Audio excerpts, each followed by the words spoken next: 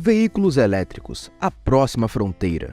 Esse refrão ressoa com um mantra nos dias de hoje, numa era onde as questões ambientais ditam todas as pautas. Contudo, o que muitas vezes é deixado de lado é que os carros elétricos não são tão assim os bonzinhos da situação. Eles também possuem suas próprias complicações. Então, quais são esses desafios? É isso que nós vamos ver no vídeo de hoje. Nos encontramos numa encruzilhada ecológica. Cidades sufocadas em poluição, um mundo em aquecimento, uma visão cada vez mais sombria e, para muitos, os atuais problemas ambientais são amplificados pelos veículos movidos a combustíveis fósseis, um dos principais contribuintes para a poluição. Por um bom tempo, a humanidade vem buscando alternativas mais limpas, se é que nós podemos chamar assim, e sustentáveis de transporte para combater as mudanças climáticas. Inclusive, me fala aqui nos comentários, você acredita nas mudanças climáticas ou nas alterações climáticas como outros falam?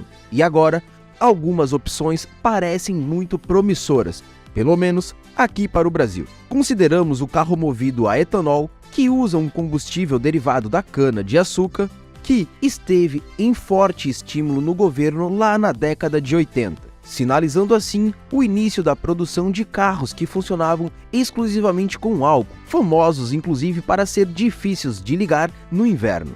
No entanto, a crise de abastecimento de 1990, com suas intermináveis filas nos postos de combustível, sinalizou o fim do etanol como a principal fonte de combustível aqui no país. Sendo assim, apenas em 2003, com o surgimento dos motores flex, foi possível lançar um carro que seria capaz de funcionar tanto com gasolina quanto com etanol, revivendo a utilização do combustível brasileiro. Em seguida, temos também o GNV, o gás natural veicular. Ele polui menos que os combustíveis fósseis, porém, seus carros não possuem uma grande autonomia.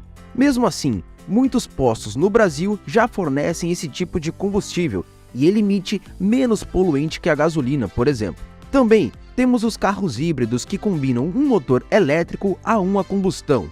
O motor a combustão só entra em ação nas arrancadas e em baixas velocidades para economizar o combustível. Sua vantagem é poder rodar no modo puramente elétrico na cidade, usando a energia gerada nas frenagens para recarregar o veículo, e também com outras opções. Apesar de todas essas alternativas, os carros elétricos ainda são vistos como os sucessores naturais dos veículos a gasolina ou a diesel. E essa preferência por veículos elétricos não é sem razão. Quando em operação, eles não emitem poluentes, apresentando uma imagem mais limpa para o mundo. Além disso, podem ser recarregados no conforto de sua casa. Ou seja, escutar tudo isso parece até mesmo uma perfeição, não é mesmo? Porém, infelizmente, a realidade é um pouco mais complicado e vai além disso. Sem dúvida, os veículos elétricos são consideravelmente mais benignos para o meio ambiente, mas afirmar que eles são completamente inofensivos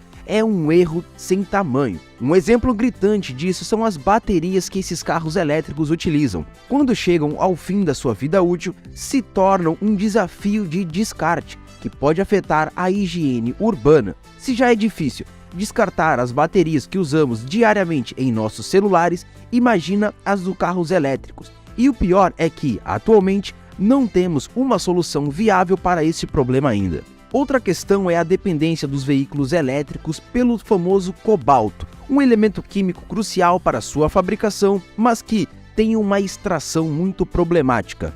A República Democrática do Congo, o principal produtor mundial de cobalto, tem nesse elemento uma de suas principais fontes de riqueza, já que 70% das reservas globais de cobalto estão presentes por lá. No entanto, a exploração do cobalto no Congo é extremamente problemática. Existem duas formas de mineração no Congo: a feita por grandes empresas estruturadas e as realizadas de forma precária por pessoas comuns. Essa mineração de cobalto é a única fonte de renda para milhares de pessoas do norte do país, onde as condições de trabalho são deploráveis. não há equipamento de proteção ou medidas preventivas contra doenças e acidentes causados pela manipulação do elemento químico, que, por exemplo, apenas o pó tóxico formado quando as pedras de cobalto são quebradas pode causar doenças pulmonares mortais. Além disso, não existem leis trabalhistas protegendo os trabalhadores. Segundo uma entrevista de um trabalhador congolês ao site DW, eles recebem cerca de apenas $10 se conseguirem minerar 2 quilos de cobalto em um único dia. Mas a situação nas minas não se limita a isso. Muitas vezes, para acessar as minas e extrair o cobalto, é necessário que um indivíduo de pequeno porte se encolha em túneis. O que você já deve estar imaginando significa, sim, o uso de criança, que é muito frequente na mineração do cobalto. Muito triste. Vale também destacar que a China tem um papel significativo na economia congolês, pois 15 das 19 maiores indústrias do país são de propriedade chinesa. Infelizmente, o gigante asiático é conhecido por desconsiderar tanto o meio ambiente quanto os direitos trabalhistas. Existem inúmeras acusações contra empresas chinesas por explorar o trabalho infantil nas minas de cobalto. Grandes corporações americanas, notadamente conhecidas, também foram acusadas de se beneficiar dessa exploração na República Democrática do Congo. A Tesla, uma das maiores fabricantes de carro elétrico do mundo, está entre as empresas citadas em um processo judicial nos Estados Unidos, acusada juntamente com outras gigantes que você talvez deva conhecer, como a Apple e a Google, de ter conhecimento de que o cobalto usado em seus produtos poderia estar associado à exploração do trabalho infantil. É válido ressaltar que muitos congoleses se sentem afortunados se conseguirem extrair esses 2 quilos de cobalto em um dia muito produtivo. A questão é que o cobalto não é apenas indispensável na fabricação de carros elétricos, mas também é necessário em grandes quantidades. Um carro pode exigir até 30 quilos de cobalto em sua composição. E, ainda, este carro é promovido como ecologicamente sustentável. Que só! O cobalto é um recurso natural não renovável. Portanto, para quem está preocupado com o esgotamento do petróleo, esta não parece ser uma troca muito inteligente. Claro, esses veículos são considerados componentes essenciais para um mundo mais verde, e eu até aposto nisso, uma vez que emitem menos gases de estufa. No entanto, onde a vida humana se encaixa nesta equação? Afinal, podemos afirmar que as crianças desempenham um papel crucial na fabricação de veículos elétricos? Por outro lado, as plataformas de petróleo tendem a ser modelos em termos de segurança. Embora não sejam 100% seguras, existem numerosos protocolos e equipamentos destinados a minimizar o risco de acidente, algo que seria inconcebível em uma mina de cobalto, pelo menos enquanto eu gravo esse vídeo. E todos os trabalhadores envolvidos, desde a prospecção do petróleo até o combustível chegar no seu carro, são legalmente contratados e têm seus direitos garantidos. Então, para compensar todo esse dano na fabricação, os carros elétricos não emitem poluentes, certo?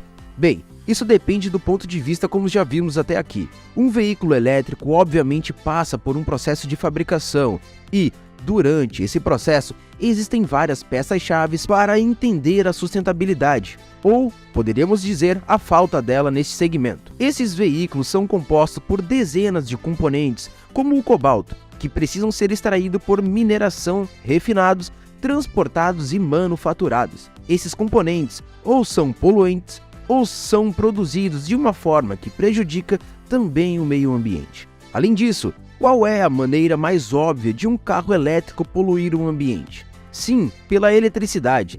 Isso porque, ao contrário do Brasil, onde utilizamos fontes renováveis para produzir energia elétrica, como as hidrelétricas, na maior parte do mundo, as principais fontes de energias elétricas são recursos naturais também não renováveis, como o petróleo e o carvão. Está certo que o carro elétrico não emite o carbono enquanto ele está rodando, mas durante a sua produção há uma grande emissão desses elementos.